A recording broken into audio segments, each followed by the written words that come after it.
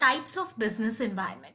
Internal environment होता है ना, external environment. Internal environment it refers to those environment which exist within an organization, like organization का plan and policies, human resource, financial resource, corporate image, plant and machineries, etc. External environment, these are the environment that are beyond the control of an organization. So micro environment, like customer, supplier. Macro environment में आएगा demographic environment, technological, political, etcetera. So let's see these environment in a more detailed way.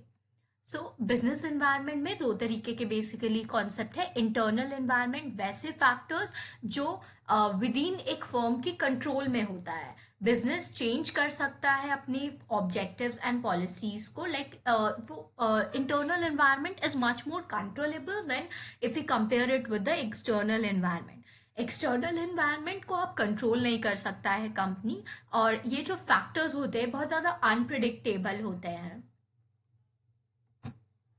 Internal environment like company की belief क्या है, company का mission, company की objective, company का organisation structure क्या है, ह्यूमन रिसोर्स कंपनी के कैसे है, physical and technological resource company का कैसा है। ये सारी चीज़ें इंटरनल एनवायरनमेंट में आती है एक ऑर्गेनाइजेशन का।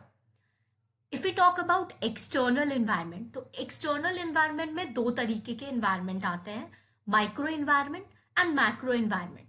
माइक्रो इन्वायरमेंट वैसे इन्वायरमेंट होते हैं जो इमीडिएटली किसी भी फॉर्म को इन्फ्लुएंस या अफेक्ट करते हैं उसके परफॉर्मेंस को।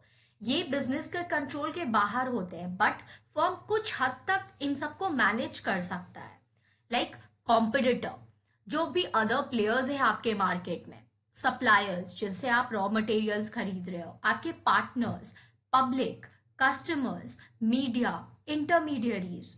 Intermediaries, they act as a link between you and the customers.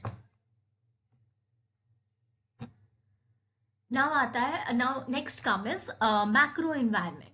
Macro environment का यूजुअली बहुत ज़्यादा ह्यूज इम्पैक्ट होता है।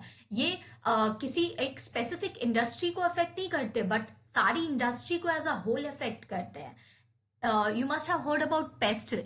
पेस्टल एनालिसिस या पेस्टल मॉडल होता है। सो इकोनॉमिक फैक्टर, क्या मार्केट का ग्रोथ रेट चल रहा है, जीडीपी, इन्फ्लेशन रेट, ये सारी चीज़ें अफेक्ट करती हैं किसी भी ऑर्गेनाइजेशन को।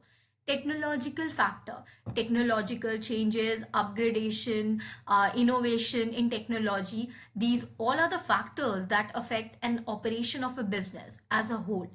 इन्वायरमेंटल फैक्टर, जिस इन्वायरमेंट में वो रह रहा है, what are the environmental policies, climate changes, etcetera.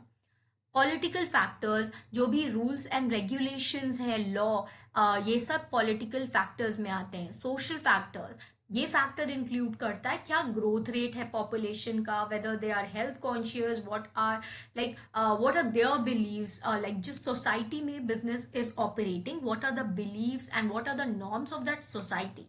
Legal factor में जितने भी लॉज, जितने भी रेगुलेशंस होते हैं, वो सारी चीज़ें आती हैं।